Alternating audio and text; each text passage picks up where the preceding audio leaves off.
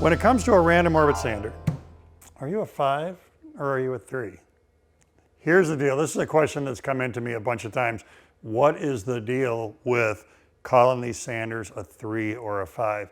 What it's about is the orbit of the sander. So think of the name, random orbit sander.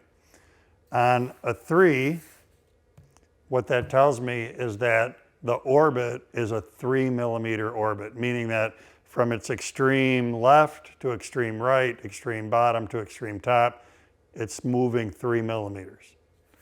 If you're running a 5, same theory applies, it's 5 millimeters extreme left to right, top to bottom. So bigger orbit. What does that mean to us? A bigger orbit, more movement, is going to remove material faster.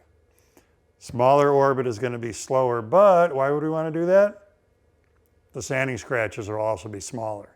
So in the perfect world, if you had the opportunity to own 2 tools for this, you'd want to own a 5 for your slightly more aggressive work, and then a 3 for your finishing work.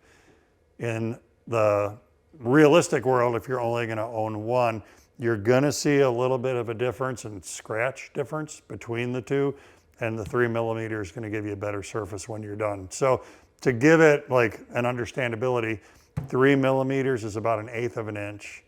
5 millimeters is less than 1/4 of an inch. So it's not a huge difference between the 2, but again, given the opportunity to use them both, you'll notice a difference in stock removal between them. So that's the deal with when it comes to random orbit sanders. What's 5? What's 3? It's millimeters of orbit.